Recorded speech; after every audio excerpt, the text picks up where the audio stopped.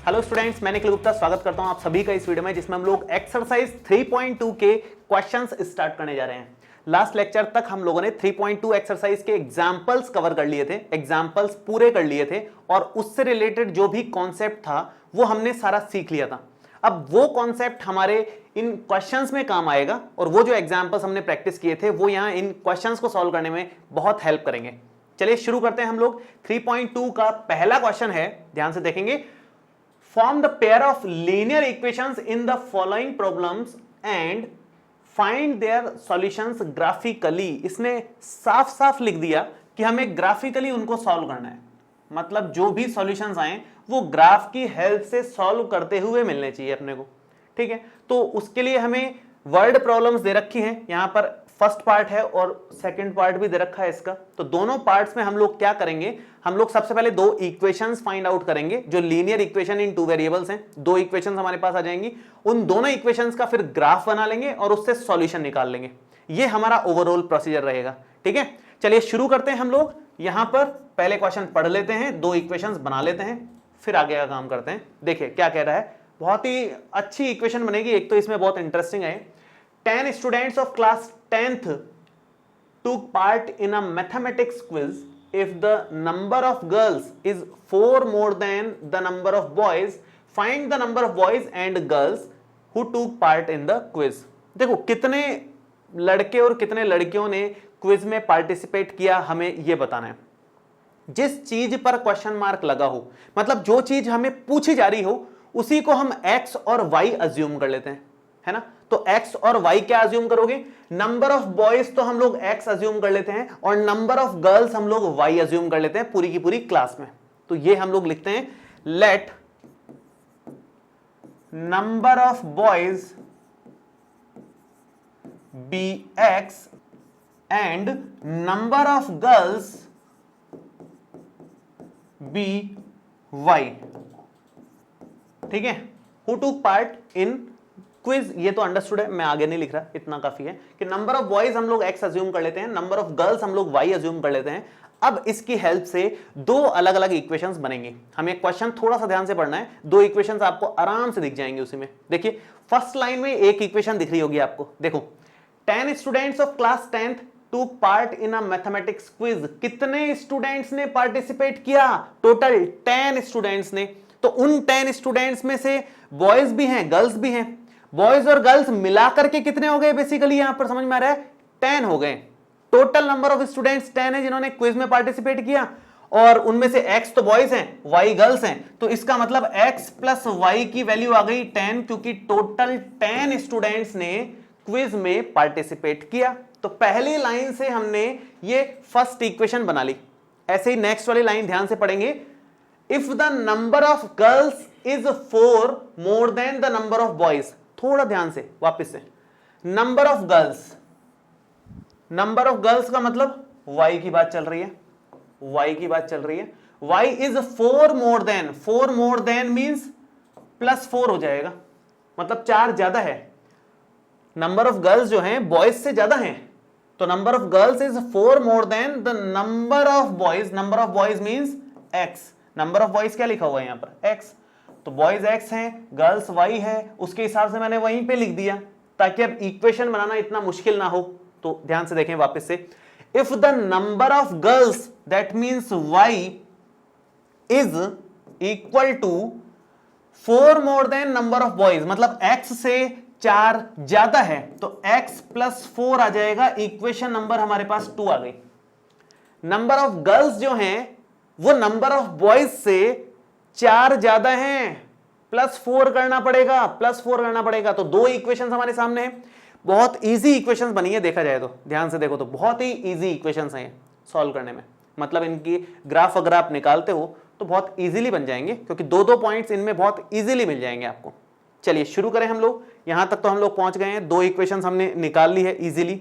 अब इन दोनों इक्वेशंस के रिलेटेड ग्राफ बनाए, तो सबसे पहले इक्वेशन नंबर 1 से शुरू कर रहा हूं मैं और पॉइंट्स में लेना शुरू कर देता हूं। यहीं पर ले लेता हूं फर्स्ट वाली इक्वेशन के पॉइंट्स। तो x plus Y is equal to 10 है, तो यहां पर बन रहा है x plus Y is equal to 10 से सबसे पहले आप x इज इक्वल टू 0 से स्टार्ट कर रहे हो और यहां पर आ जाएगा 0 plus Y is equal to 10। हमने बहुत सारे क्वेश्चंस कर लिए हैं, तो तो मेरे ख्याल से अब तो आपको समझ आ रहा होगा कि किस तरह से इनमें पॉइंट्स हम लोग निकालते हैं। तो वही सब कर रहे हैं हम लोग आगे कंटिन्यू। तो y की वैल्यू कितनी हो जाएगी 10, पॉइंट क्या आ गया 0,10, मैं अभी लिख दूंगा पॉइंट, है ना। नेक्स्ट आगे बढ़ते हैं, एक बार हम लोग y की वैल्यू 0 ले लेते हैं। 0 मैं इसलिए लेता हूं क्योंकि 0 से कैलकुलेशन कम हो जाती है, बाकी आप अपनी चॉइस से कुछ और पॉइंट भी ले सकते हो, कोई फर्क नहीं पड़ता है उससे आंसर पे। y की वैल्यू 0 अगर लेते हैं तो यहां पर x plus 0 is equal to 10 हो जाएगा। दैट मीन्स x की वैल्यू हमारे पास 10 आ जाएगी, ठीक है। ये हमारे पास फाइनल बन गया।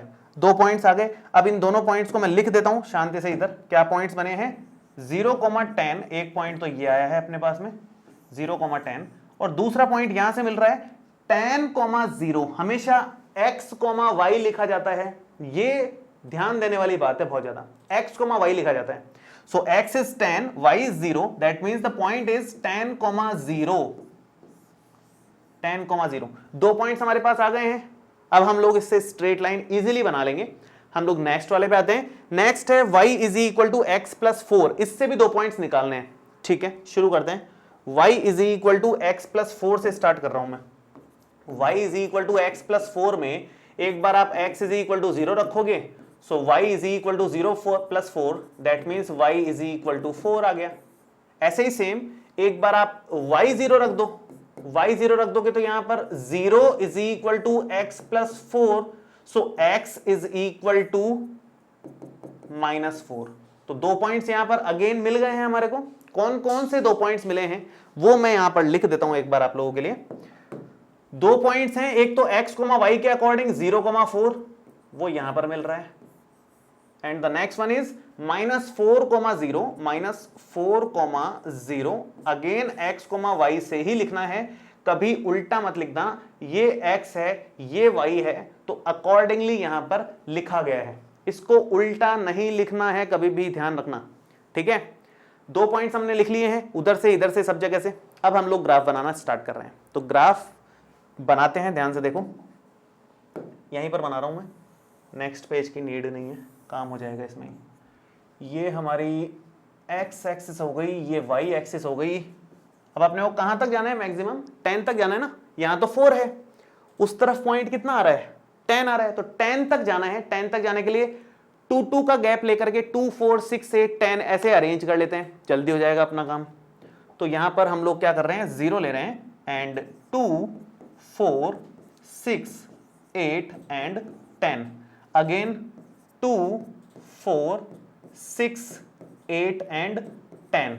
यहां पर -2, -4, -6, -8 and -10, and last -1, -2, sorry -2, -4, -6, -8 and -10। ये हमने बना दिया।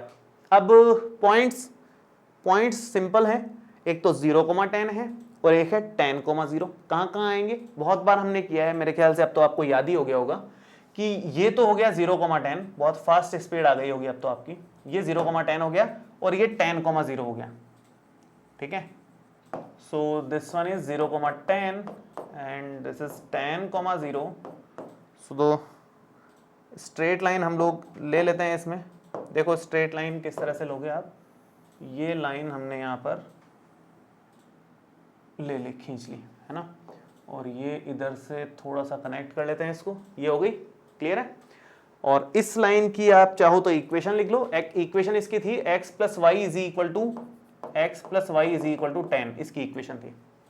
नेक्स्ट अगर हम बात करें, so next one is this line 0,4 and -4,0। 0,4 means x पे तो 0, y पे 4 डिस्टेंस चलना है, तो 0,4 point is this is 0,4, and next one is -4,0। -4,0 means x पे तो -4 चलना है, ये रहा x पे -4, और y पे नहीं चलना है, तो यहीं पर स्टॉप कर देना है।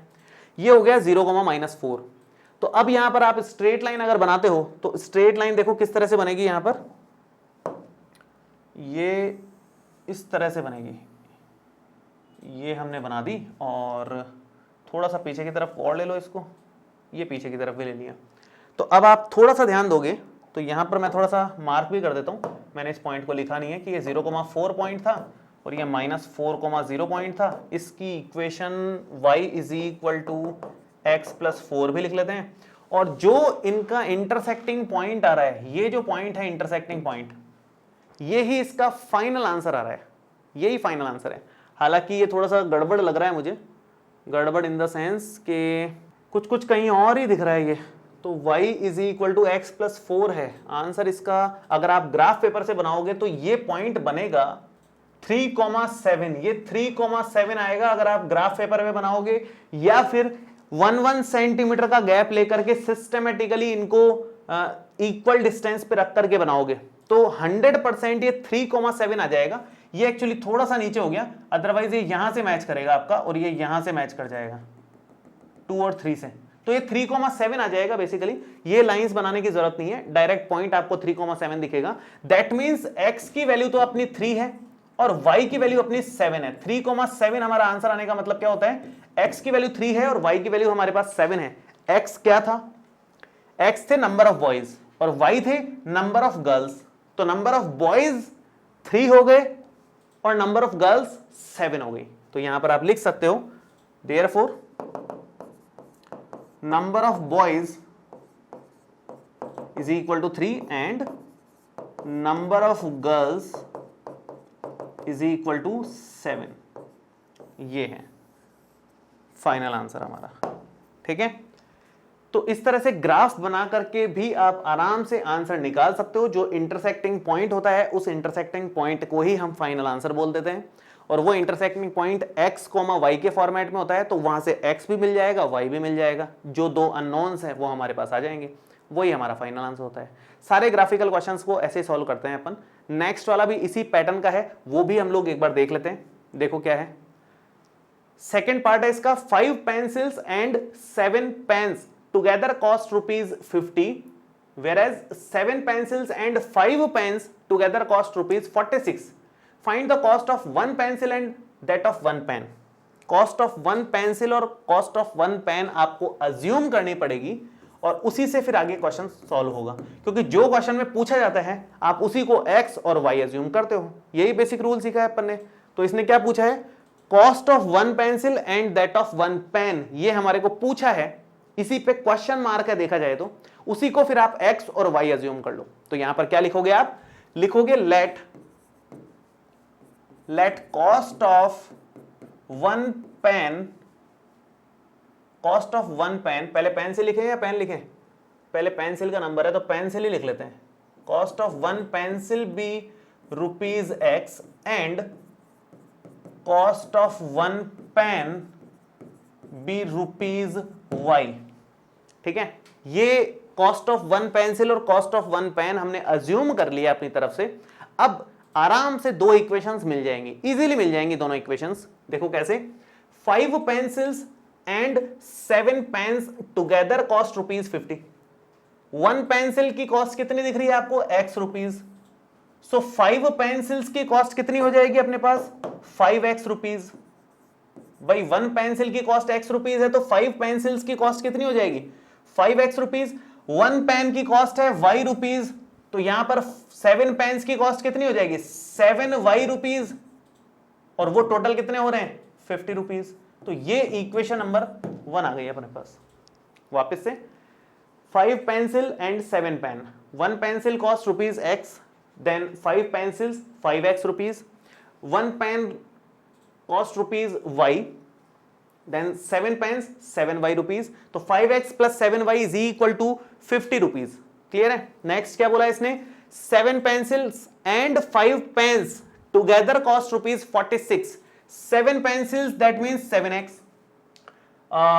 5 पेन्स दैट मीन्स 5y, क्योंकि एक पेंसिल की कीमत कितनी है, ₹x, एक पेंसिल की कॉस्ट ₹x है, 7 पेंसिल्स की 7x हो जाएगी, 5 पेन्स की 5y हो जाएगी, और टोटल कितना पड़ रहा है ये, ₹46। Sorry, equation number 2। दोनों इक्वेशंस आपके सामने हैं। अब आपको क्या करना है, सिर्फ पॉइंट्स लेने हैं। इससे 2 पॉइंट्स हम लोग ले लेंगे, इससे 2 पॉइंट्स हम लोग ले लेंगे और उससे ग्राफ बना लेंगे। ग्राफिकली सॉल्यूशन देना है और तो कुछ है नहीं इसमें। तो काम सेम है, मेन काम क्या होता है अलग, वो होता है इक्वेशंस बनाना। इक्वेशंस लाना कि भाई इक्वेशंस क्या हैं। बाकी ग्राफ बनाने का मेथड तो सब जगह फिक्स ही है, दो दो पॉइंट्स लेकर के हम लोग ग्राफ बनाते हैं। शुरू करते हैं हम लोग फर्स्ट वाले को लेकर के। ये है 5x plus 7y is equal to 50। अब हम लोग एक बार तो x की वैल्यू 0 लेते हैं, एक बार y की वैल्यू 0 लेते हैं, लेकिन जरूरी नहीं है 0 लेने से अपने को रिक्वायर्ड आंसर या सेटिस्फैक्टरी कुछ पॉइंट मिल रहा हो। जैसे अगर मैं यहाँ x की वैल्यू 0 ले लूँ तो ये छुप जाएगा, ये हट जाएगा, तो y कितना आ जाएगा 50/7। हो ही नहीं रहा डिवाइड, पॉइंट्स में आ रहा है। हालांकि पॉइंट वाले को गलत नहीं माना जाता, वो सही है, 50/7 भी ले लोगे तो कोई गलत नहीं करेगा, आंसर सही माना जाएगा, मार्क्स भी मिलेंगे। लेकिन ग्राफ पे प्लॉट करने में आपको ही प्रॉब्लम आएगी, तो ऐसा पॉइंट लो जिसको प्लॉट करने में दिक्कत ना आए। जैसे अगर मैं x की वैल्यू 0 लेता हूं तो दिक्कत होगी, 1 लेता हूं तो भी प्रॉब्लम आएगी क्योंकि 5 बन जाएगा, ये 5 × 1 और उधर से 45 डिवाइडेड बाई 7 आंसर नहीं आएगा। 2 लूंगा तो भी दिक्कत आएगी, 10 बनेगा, 50 - 10 40 हो जाएगा। ये रफ में करने का काम है, 40 में भी 7 से डिवाइड नहीं जाएगा। लेकिन अगर मैं x की वैल्यू 3 ले लेता हूं तो ये 5 × 3 plus 7y is equal to 50 बन जाएगा, और ये अपना 15 हो गया, और ये 7y है, इक्वल में वही 50 चल रहा है, एंड ये 7y is equal to 50 - 15 which is equal to 35।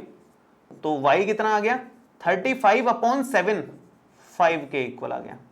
तो हमारे पास y आ गया है 5। तो पॉइंट क्या बना 3,5। तो हमारे पास फाइनल पॉइंट दिख रहा है अपने को 3,5 के इक्वल, ये हमारा पॉइंट आ गया। ठीक है, एक पॉइंट हमारे पास आ गया है। दूसरा पॉइंट निकाल करके देखते हैं। दूसरा पॉइंट निकालने के लिए हम लोग एक बार y की वैल्यू 0 ले लेते हैं। y की वैल्यू 0 सेटिस्फाई कर रही है, कोई टेंशन वाली बात नहीं है। y 0 लोगे तो ये 50/5 हो जाएगा, चलेगा, 50/5 10 होता है। So 5x plus 7 × 0 is equal to 50। So 5x is equal to 50. So x is equal to 50/5. That means 10. So the point is 10,0. Second point आ गया। दोनों पॉइंट्स हमारे सामने हैं, ऐसे ही दो पॉइंट्स इस वाली से निकाल लो। ठीक है, नेक्स्ट वाले स्लाइड पे लेता हूं मैं इसको। इक्वेशन है 7x 5y 46। 7x plus 5y is equal to 46। अब आप अगेन x की वैल्यू 0 लेके चेक करोगे। x की वैल्यू 0 लोगे कुछ नहीं मिलेगा, क्योंकि x की वैल्यू 0 से ये हट जाएगा, और 46/5 कुछ होता नहीं है। x की वैल्यू 1 ले लोगे तो 7 माइनस करोगे तो भी कुछ नहीं होगा। x की वैल्यू 2 ले लोगे, 7 × 2 14, इसमें से माइनस करोगे तो भी कुछ नहीं होगा। x की वैल्यू 3 ले लोगे, 21 उसमें से माइनस करोगे तो जरूर कुछ हो सकता है। तो x की वैल्यू 3 ले लो आप लोग, 7 × 3 और प्लस में 5y इज इक्वल टू 46। मेरी कोशिश ये है कि इंटीजर पॉइंट आ जाए। इंटीजर पॉइंट क्या है, प्लॉट करने में इजी रहता है, इसलिए मैं इंटीजर पॉइंट के लिए इतनी मेहनत कर रहा हूं। बाकी आप 0 0 लेकर के जो भी पॉइंट्स लोगे वो गलत नहीं माना जा सकता, वो हैं सही सारे के सारे। 5y is equal to 46 - 21। कितना होता है 46 - 21? 46 - 21 आएगा आपका 25, और y की वैल्यू यहां से आ जाएगी अपनी 25/5 which is equal to 5। So point क्या मिल रहा है, पॉइंट हमें मिल रहा है x, y 3,5 पॉइंट आ गया, ये हमारे पास पॉइंट आ गया। नेक्स्ट दूसरा पॉइंट रखने के लिए अब आप y की वैल्यूज को वेरी करवा सकते हो, चाहो तो y की वैल्यूज कुछ और वेरी करवा सकते हो। जैसे y की वैल्यू 1 रख के 0 रख के देखोगे तो कुछ नहीं मिलेगा, 0 रखोगे तो 46/7 कुछ नहीं होता, 1 रख के देखोगे तो 41/7 भी कुछ नहीं होता, 2 रख के देखोगे तो 10 माइनस होगा, 36/7 भी कुछ नहीं होता। y की वैल्यू 3 रखोगे तो 15 अगर इसमें से माइनस करोगे, 46 में से 15 माइनस होगा तो कितना बनेगा, 15 माइनस होगा 31 बनेगा, वो भी कुछ नहीं हो रहा। अगर आप 4 रखते हो तो 20 माइनस हो जाएगा, 26/7 भी कुछ नहीं होता। अगर आप 5 रखते हो तो 35 माइनस होगा, 35 माइनस हो जाएगा 46 में से, तो 11 बच रहा है, वो भी कुछ काम का नहीं दिख रहा। तो कभी कभी ऐसे स्ट्रगल भी करना पड़ सकता है आपको पॉइंट निकालने के लिए, जैसे यहां करना पड़ रहा है। अच्छा 6 रखते हैं, 6 से 30 हो रहा है ना, 30 इसमें से माइनस करेंगे तो अच्छा मैंने 5 में गलत कर दिया शायद, अगर यहाँ 5 रखते हैं, 5 तो रख ही नहीं सकते ना, 5 तो ऑलरेडी ले ही चुके हैं, तो 5 की तो बात ही गलत हो गई। 5 में मैंने माइनस करने में गड़बड़ कर दी थी, 11 बोल दिया था, 21 हो रहा है वो, लेकिन 5 ले नहीं सकते, ऑलरेडी ले चुके हैं। y की वैल्यू 6 पे आते हैं अपन, y की वैल्यू 6 लोगे तो ये हो जाएगा 30, इसमें से माइनस करोगे तो 16 आता है, 16 भी काम का नहीं है। y की वैल्यू 7 लेते हो तो 35, वो भी काम का नहीं है। y की वैल्यू 8 लेते हो तो 40 भी माइनस करोगे तो काम का नहीं है। y की वैल्यू 9 लेते हो तो 9 भी काम का नहीं है, 1 बचेगा। 10 भी काम का नहीं है, 11 काम का हो रहा है क्या? इतने सारे पॉइंट्स आ गए, काम के नहीं मिल रहे, बताओ, सोचो, कमाल की बात है। तो y की वैल्यू 11 ले लोगे, 55 भी काम का नहीं है। y की वैल्यू 12 ले लोगे, 12 काम आ रही है फाइनली। हे भगवान, इतना लंबा गया है क्वेश्चन। y की वैल्यू 12 ले लो, यहाँ पर 7x प्लस में 5 इंटू 12। कभी आपको ऐसा लगे तो पॉइंट्स में ले लेना, आपको पॉइंट नहीं मिल रहा हो तो प्रॉपर पॉइंट्स में ले लोगे तो भी आंसर गलत तो नहीं है, मैंने बता दिया आपको, है ना, इसलिए ज़्यादा टेंशन नहीं लेना। और माइनस में भी कभी कभी पॉइंट रख के देख सकते हो, ये तो हम प्लस में ही रख के देख रहे हैं ना, कभी कभी माइनस में भी रख सकते हो। तो ये बेसिक सी कैलकुलेशन है, कुछ समझाने लायक तो है नहीं। x की वैल्यू आ जाएगी -14/7, दैट मीन्स -2। तो पॉइंट क्या बन रहा है अपना फाइनली, यहां से हमें पॉइंट मिल रहा है x, y -2,12 ये हमारा पॉइंट आ गया। ठीक है, पॉइंट हमें मिल गया है। दोनों पॉइंट्स यहां भी पता है, उधर वाले भी दोनों पॉइंट्स अपने को पता है। क्या है उधर के दोनों पॉइंट्स? 3,5 और 10,0। इधर कौन से हैं? 3,5 एंड -2,12। तो 12 तक जाना है। 12 तक जाने के लिए तो 2 का गैप लेना ही समझदारी है। 1 के गैप से जाओगे तो बहुत लंबा पड़ जाएगा अपने को। 2 के गैप से जा रहे हैं और 12 तक पहुंच जाएंगे अपन। ये हो गया 0, ये 2, ये 4, ये 6, ये 8, ये 10 और ये 12 हो गया। सेम ऐसे ही ये 2, ये 4, ये 6, ये 8, ये 10 और ये 12 हो गया। अगेन -2, -4, -6, -8, -10 और -12 हो गया। -2, -4, -6, -8, -10 और -12 हो गया। अब हम क्या करने वाले हैं, हम लोग यहां पर पॉइंट्स प्लॉट कर लेते हैं। तो सबसे पहले तो 3,5 पॉइंट और 10,0 पॉइंट। 3,5 पॉइंट कहां दिख रहा है आपको? 3,5, 3 यहां पर है 2 और 4 के बीच में, 5 यहां है 4 और 6 के बीच में। सो x पे तो गए 3 डिस्टेंस, y पे गए 5 डिस्टेंस, तो यहां पॉइंट कहीं जाकर के मिल रहा है अपने को फिलहाल तो। ठीक है, आप स्केल लेकर के मेजर करते हुए या फिर ग्राफ पेपर से बनाओगे ना तो एकदम करेक्ट आंसर आएगा, एकदम सही डायग्राम बनेगा, उसमें टेंशन मत लेना। इसके बाद में दूसरा पॉइंट है 10,0। 10,0 पॉइंट है ये वाला, ये 10,0 पॉइंट हो गया। आप इसको मिला लो तो ये बनेगा करीब करीब इस तरह का कुछ, ऐसा कुछ। यहाँ आई लाइन और इधर से अगर मिलाते हुए ला रहे हो तो ये कुछ ऐसा, ठीक है, सीधा बन रहा है। सो इसकी इक्वेशन हमारे पास है 5x + 7y = 50। ये इसकी इक्वेशन थी। अब इसको एक बार प्लॉट कर लेते हैं, 7x + 5y = 46 को। 3,5 पॉइंट तो रखा हुआ है यहाँ ऑलरेडी, इसमें तो कुछ सोचने की जरूरत ही नहीं है। 3,5 तो ऑलरेडी है, ये 10,0 की जगह दूसरा पॉइंट क्या आ जाएगा इसमें, -2,12। -2,12 मीन्स -2 x पे चलना है, x पे -2 डिस्टेंस, y पे 12 डिस्टेंस। सो ये रहा अपना पॉइंट, -2,12 पॉइंट ये है। अब आप इसको स्ट्रेट लाइन ड्रॉ कर लो। स्ट्रेट लाइन ड्रॉ करोगे तो एक तो ये रहा पॉइंट 3,5, एक ये पॉइंट है, ये ऐसा कुछ आएगा, ये ऐसा कुछ आएगा, और ऊपर भी खींच ही लेते हैं अपन इसको, ये ऐसा कुछ आ रहा है। और इसकी इक्वेशन हम लोग लिख देते हैं। इक्वेशन है 7x + 5y = 46। So the final answer is intersection point, which is 3,5. So x = 3 and y = 5 is required answer. x क्या था हमारे पास में? x था नंबर ऑफ पेन, नहीं, 1 पेंसिल की कॉस्ट थी, तो एक पेंसिल हमें 3 रुपीज की पड़ रही है और एक पेन हमारे को 5 रुपीज का पड़ रहा है। ये हमारा फाइनल आंसर आ गया। क्लियर है? तो इस तरह से आप आराम से इक्वेशंस वगैरह बना करके उसके बाद उनका ग्राफ प्लॉट करके आंसर निकाल सकते हो। जो भी इंटरसेक्शन पॉइंट आएगा वही हमारा फाइनल आंसर आ जाएगा। तो दो ही पार्ट थे फर्स्ट वाले क्वेश्चन के। अब हम लोग आगे बढ़ते हैं सेकंड नंबर क्वेश्चन पे। सेकंड नंबर पे क्वेश्चन पे आने से पहले मैं एक बार आपको ये वापस से टेबल रिवाइज करवा दूं। ये हमने लास्ट लेक्चर में सीखी थी। लास्ट लेक्चर में हमने ये सीख लिया था कि तीन तरह की लाइंस हैं, इंटरसेक्टिंग लाइंस, कोइंसिडेंट लाइंस और पैरेलल लाइंस। ये डिटेल में मैंने बताया था, आप लोग एक बार उस लेक्चर को वापस देख लें अगर आपको नहीं पता तो। बाकी इंटरसेक्टिंग लाइंस एक पॉइंट पे इंटरसेक्ट करती हैं, इसलिए एक ही सॉल्यूशन आता है।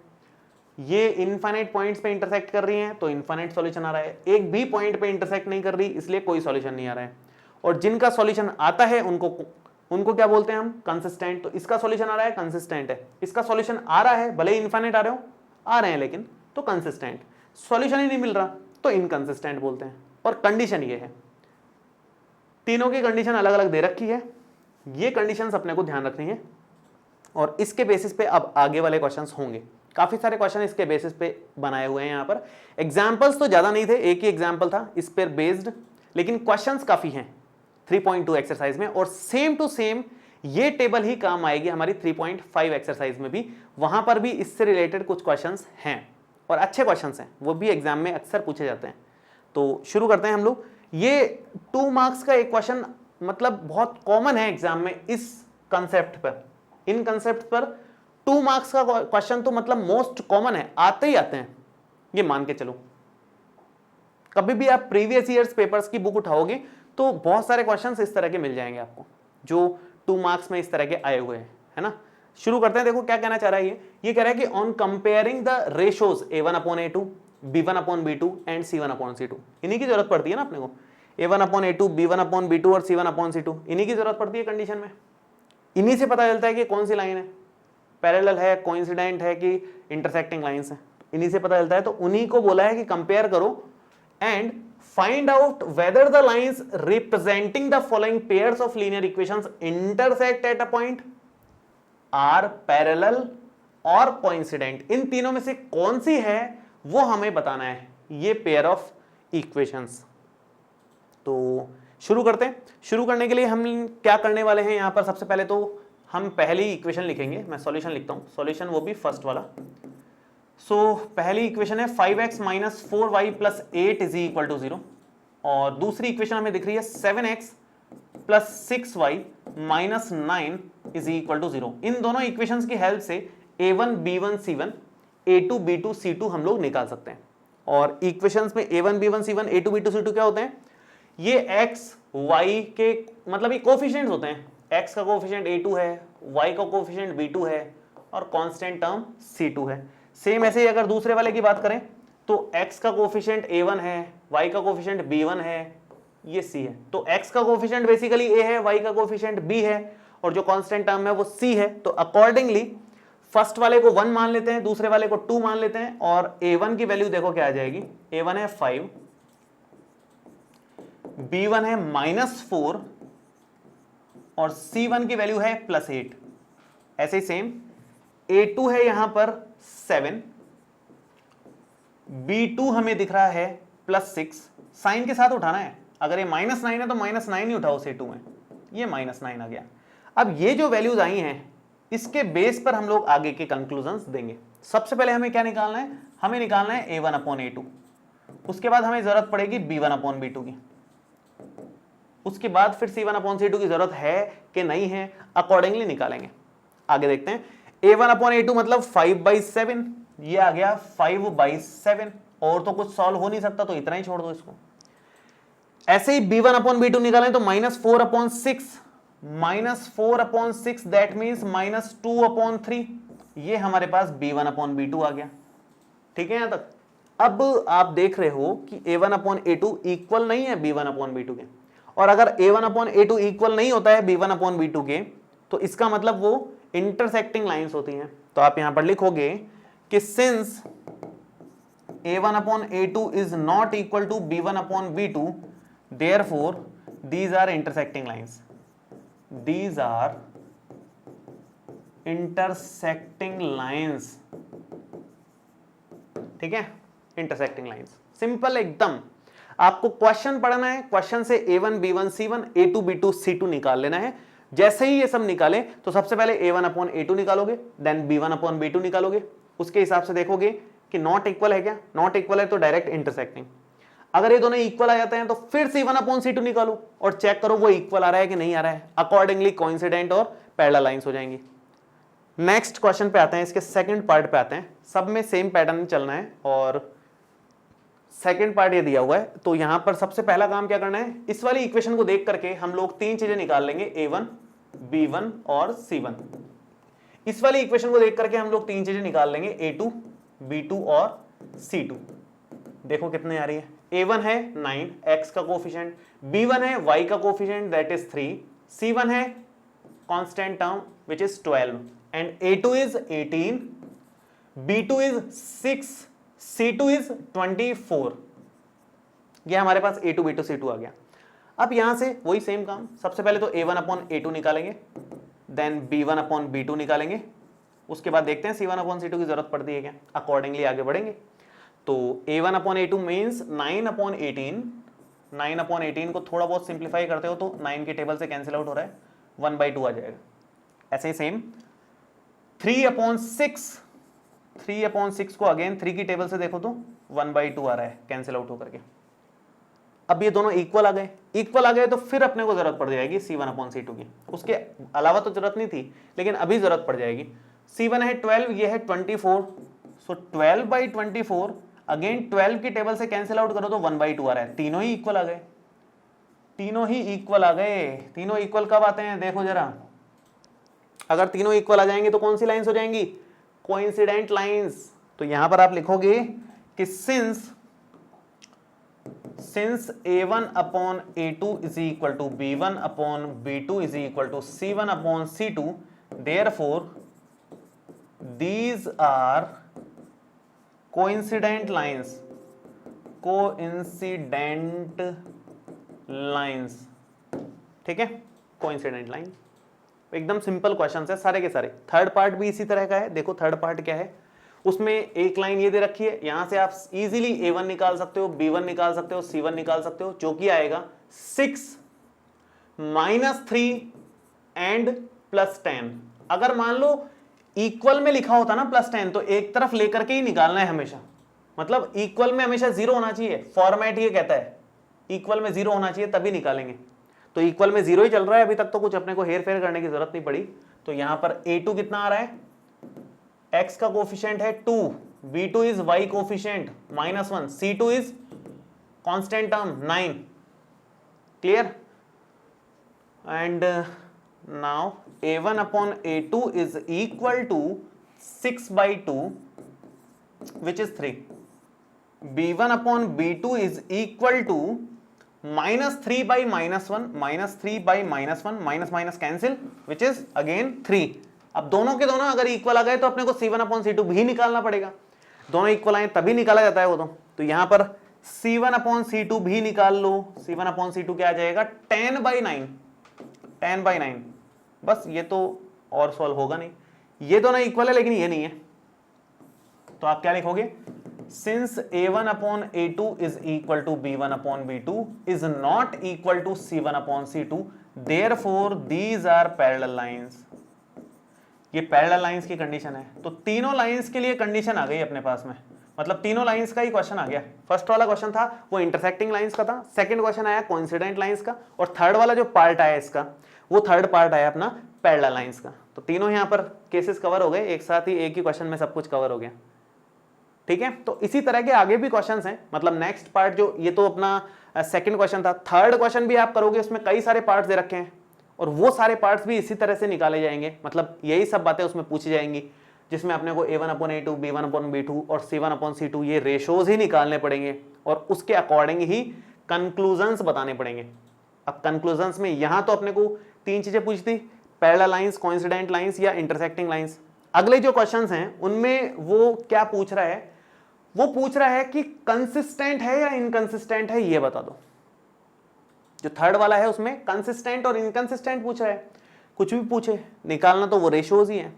अगर इंटरसेक्टिंग लाइंस आई तो कंसिस्टेंट, अगर कोइंसिडेंट लाइंस आई तो भी कंसिस्टेंट सॉल्यूशन, अगर पैरेलल लाइंस आई तो इनकंसिस्टेंट माना जाएगा वो सिस्टम ऑफ इक्वेशंस। तो यहां पर क्या है question, On comparing the ratios a1 upon a2, b1 upon b2 and c1 upon c2, find out whether the following pair of linear equations are consistent or inconsistent. Same pattern, हमें वापस से वही a1 b1 c1 a2 b2 c2 निकालने की जरूरत पड़ने वाली है। तो ये रहा फर्स्ट वाला, यहां पर a1 b1 और c1 निकाल लेते हैं, ठीक है, विच इज 3 2। अच्छा एक गलती कर रहा हूं मैं, सॉरी, ये मैंने मिस्टेक कर दी कि मैंने ये नहीं देखा, क्या नहीं देखा कि ये इक्वल के इस तरफ लिखा हुआ है। अगर ये इक्वल के इस तरफ लिखा हुआ है, इक्वल के इस तरफ लिखा हुआ है, तो आपको एक साइड लेना पड़ेगा उसको। इक्वल में 0 होना चाहिए, ये रूल है, ये दिमाग में बैठा लो। क्यों होना चाहिए 0? क्योंकि जो स्टैंडर्ड फॉर्मेट है, जो जनरल इक्वेशन है, वो होती है ax plus by plus c is equal to 0। ये हमारी जनरल इक्वेशन होती है, ये हमारी जनरल इक्वेशन होती है। कल डिस्कस किया था अपन ने ये आराम से फुल डिटेल में, है ना। अब इसी फॉर्मेट में इसको लिखना पड़ेगा। तो ये पहली इक्वेशन लिखी जाएगी 3x plus 2y minus 5 is equal to 0 and second equation is 2x minus 3y minus 7 is equal to 0। दोनों मैंने लिख दी, इसको भी इस तरफ, इसको भी इस तरफ लेकर के लिख दिया। अब आगे बढ़ते हैं, यहां से आप a1 b1 और c1 बता दो कितना आ रहा है। ये तो आ रहा है 3, ये आ रहा है 2 एंड दिस वन इज 5। और यहां से क्या आ जाएगा, मैं लाइन ही डाल देता हूं एक। यहां से आपको a2 मिल जाएगा 2, b2 मिल जाएगा आपको -3 और c2 मिल जाएगा आपको यहां से -7। जो साइन है ना, प्लस का साइन है तो प्लस का ले लो, माइनस का है तो माइनस का ले लो, अकॉर्डिंगली ही लिखना है अपने को। अब आपको अगेन सेम वही रेशोज, ये 3 रेशोज में से ही अपने को सारा कंक्लूजन लिखना है। तो a1 अपॉन a2 आप लोग निकाल लो कितना आ रहा है। a1 अपॉन a2 देखो कितना आ रहा है, 3/2, 3/2, ठीक है। ऐसे ही सेम b1 अपॉन b2 निकाल लेते हैं। b1 अपॉन b2 2/-3, 2/-3, तो ये तो इक्वल नहीं दिख रहा अपने को। एक 3/2 है, एक 2/-3 आ रहा है, नॉट इक्वल टू है। Not equal to that means intersecting lines, और इंटरसेक्टिंग लाइंस में एक सॉल्यूशन मिलता है अपने को, यूनिक सॉल्यूशन मिलता है, दैट मीन्स कंसिस्टेंट, ठीक है। तो आप क्या लिखोगे कि pair of linear equations are consistent since a1 upon a2 is not equal to b1 upon b2, therefore these pair of equations are consistent,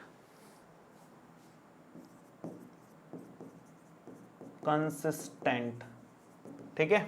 ये हमने कंप्लीट कर दिया। तो इस तरह से इस फॉर्मेट में क्वेश्चन को सॉल्व करना है। सेकंड वाले पे आते हैं अपन, मतलब करना वही है, अल्टीमेटली करना वही है, a1 upon a2 b1 upon b2 c1 upon c2 ही निकालना है, और कंक्लूजन बस कुछ और देना है जो पहले नहीं दे रहे थे अपन। यहां भी सेम है, इक्वल में 8 दे रखा है, इक्वल में 0 नहीं है, इक्वल में 0 नहीं है, तो दोनों केसेस में ही इक्वल में 0 बनाना पड़ेगा आपको पहले। तो पहले तो आप इसको ऐसे लिखोगे 2x minus 3y minus 8 is equal to 0, और दूसरी है 4x minus 6y minus 9 is equal to 0। दोनों लाइन से अब आप क्या निकालोगे, यहां से a1 b1 और c1 निकाल लो, और यहां से a2 b2 और c2 निकाल लो, ठीक है। ये हो गया 2, ये हो गया -3 और ये हो गया -8। ऐसे यहां से 4, ये आ जाएगा -6, यहां से आ जाएगा -9। अब आपको क्या करना है, आपको यहां से a1 अपॉन a2 लिखना है और b1 अपॉन b2 लिखना है। उसके बाद जरूरत पड़ेगी तो c1 अपॉन c2 चेक करेंगे जरूरत पड़ेगी तो 2/4 that means 1/2, -3/-6 that means again 1/2, minus से माइनस कैंसिल, 3 2 6। और इसके बाद c1 अपॉन c2 निकालना है तो c1 अपॉन c2 हमारे पास आएगा -8 upon -9, -8 upon -9 which is equal to 8/9। वो इक्वल नहीं दिख रहा, तो a1 अपॉन a2 ये इक्वल है, ये नहीं है, ये पैरेलल लाइंस का कंडीशन होता है। तो पैरेलल लाइंस का कंडीशन होता है तो आप यहाँ पर लिखोगे कि since a1 upon a2 is equal to b1 upon b2 is not equal to c1 upon c2। पिछले बार वाले में क्या लिखा था मैंने, हाँ डायरेक्ट लिखा था ना, यहाँ भी डायरेक्ट लिख दो। Therefore these pair of lines are inconsistent, क्योंकि कोई सॉल्यूशन नहीं निकलता इसमें, पैरेलल लाइंस में कोई सॉल्यूशन नहीं निकलता, नो सॉल्यूशन आता है, केवल यही है कि इनकंसिस्टेंट की कंडीशन है, इनकंसिस्टेंट, ठीक है। सेम ऐसे ही आगे के सारे पार्ट्स हैं, मैं जल्दी जल्दी कर देता हूं अब बाकी के पार्ट्स। देखो आगे इसने रेशो के फॉर्मेट में दे रखा है और इक्वल में भी दे रखा है, तो आप इसको पहले एक साइड लोगे, एकदम शांति से करेंगे, कोई गलती होने के चांस नहीं रहेंगे। जल्दीबाजी में करोगे तो गलत होने के चांसेस रहते हैं, है ना, तो थोड़ा सा ध्यान से आराम आराम से करेंगे। और दूसरा वाला है अपने पास में 9x minus 10y is equal to 14। दोनों से अब आप वैल्यूज निकाल लो। यहां से a1 कितना आ रहा है 3/2, b1 कितना दिख रहा है 5/3 coefficient of y, and c1 कितना दिख रहा है -7। ठीक है। इसके बाद में सेम यहां पर a1 कितना दिख रहा है 9, b1 कितना दिख रहा है -10 और c1 कितना दिख रहा है, गलत लिख दिया मैंने, एक साइड नहीं लिया, सॉरी, इसको एक साइड लेंगे तो -14 हो जाएगा और इक्वल में 0 हो जाएगा। ये -14 हो जाएगा इधर आकर के और इक्वल में 0। So this one is -14। बस अब अपने को क्या करना है, अपने को वही सेम काम C2, अरे सेकंड मिस्टेक, C2, ठीक है। हमें निकालना है A1/A2, then B1/B2, then C1/C2। So A1 is 3/2, A2 is 9, 9 means 9/1। इसको आप क्या लिख सकते हो 3/2 इंटू 1/9, ऊपर ले जाकर के रिवर्स कर दोगे तो ये अपना 3 टाइम्स कैंसिल आउट हो जाएगा, विच इज 1/6, 3 इंटू 2। ऐसे सेम आप B1/B2 निकालोगे तो B1/B2 हमारे पास आने वाला है 5/3 डिवाइडेड बाई -10। -10 को -10/1 लिख लो, कुछ नहीं है तो नीचे, और इसको भी ऐसे ही वही 5/3 इंटू -1/10 लिखोगे आप, तो ये भी कैंसिल आउट हो रहा है, ये 2 टाइम्स हो रहा है, लेकिन ये -1/6 आएगा, तो यही नॉट इक्वल टू आ गया। आगे C1/C2 निकालने की नीड ही नहीं है, तो आप लिखोगे यहाँ पर कि since A1/A2 is not equal to B1/B2, ठीक है, therefore these pair of equations are consistent। ठीक है, ये इसका आंसर आ जाएगा। तो आसान है, आगे के पार्ट्स भी 2-3 पार्ट्स और हैं इसके, आई थिंक कितने पार्ट हैं, एक मिनट देखो क्या, 5 पार्ट्स हैं इसके टोटल, तो दोनों भी जल्दी जल्दी कर लेते हैं अपन। ये भी रेशो वाला है, रेशो वाला पार्ट सेम वही कैसे आप किया अपन ने वैसे कि वैसे ही करना है, 4/3x और ये 2y -8, और सेकंड पार्ट है हमारे पास 2x + 3y -12, एक साइड ले लेना है, बस ये ध्यान रखने की बात है। और ठीक है, क्या बन जाएगा यहाँ से आ जाएगा A1 is equal to 4/3, B1 is equal to 2, equal में 0 लिखना भूल गया मैं, और C1 इज इक्वल टू -8। ऐसे जल्दी जल्दी में गलतियां होती हैं, इसलिए जल्दी में काम नहीं करना चाहिए, ठीक है। यहां पर देखो A2 की वैल्यू कितनी है 2, B2 की वैल्यू कितनी है 3, और C2 की वैल्यू कितनी दिख रही है -12। ये A2, B2 और C2 की वैल्यूज हैं। अब सेम काम वही A1/A2 निकालोगे, वो आपको दिख रहा है 4/3 डिवाइडेड बाय 2, दैट मीन्स 4/3, ये 2/1 है देखा जाए तो, इंटू 1/2 है, सो दिस वन इज 2/3। ऐसे सेम B1/B2 आप निकाल लो, B1/B2 मीन्स 2/3, ये तो वैसे ही 2/3 हो रहा है, B1/B2 तो 2/3, और C1/C2 और निकाल लो साथ के साथ, -8/-12, -8/-12, तो माइनस से माइनस कैंसिल आउट, 4 की टेबल से कट करोगे तो 4 2 जा 8, 4 3 जा 12, सो 2/3। तीनों के तीनों सेम आ गए, तीनों के तीनों सेम होते हैं कोइंसिडेंट लाइंस में, और किसी में नहीं होते। तो आप लिखोगे सिंस A1/A2 इक्वल है B1/B2 इक्वल है C1/C2, और कोइंसिडेंट लाइंस हैं तो कंसिस्टेंट ही होंगी, इनकंसिस्टेंट केवल पैरेलल लाइंस में होता है। तो यहां पर लिखोगे therefore these pair of equations are consistent, ठीक है। And the last one is,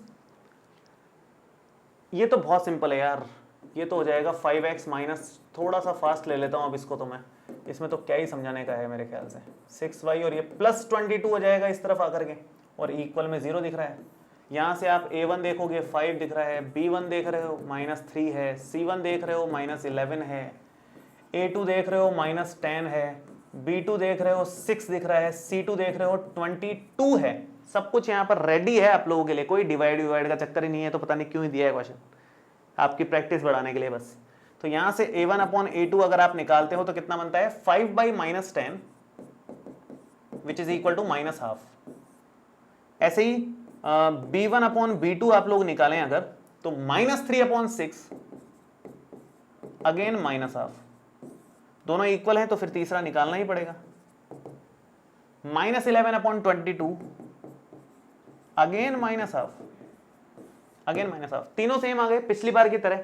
तो कोइंसिडेंट लाइंस है, कोइंसिडेंट लाइंस में कंसिस्टेंट ही माना जाता है पेयर ऑफ इक्वेशन। तो आप लिखोगे since A1/A2 is equal to B1/B2 is equal to C1/C2, therefore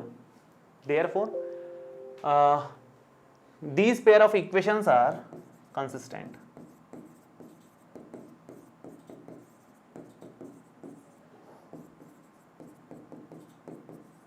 ठीक है, तो ये फाइनल हमने इसको भी सॉल्व कर लिया है।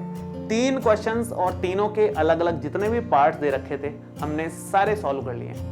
अब आगे आने वाले वीडियो में हम लोग इसके जो अगले क्वेश्चंस हैं 4th, 5th, 6th and 7th वो कंप्लीट कर लेंगे और 3.2 एक्सरसाइज कंप्लीट हो जाएगी। थोड़ी सी बड़ी है 3.2, इसलिए एक और लेक्चर में अपन इसको कंप्लीट करने वाले हैं।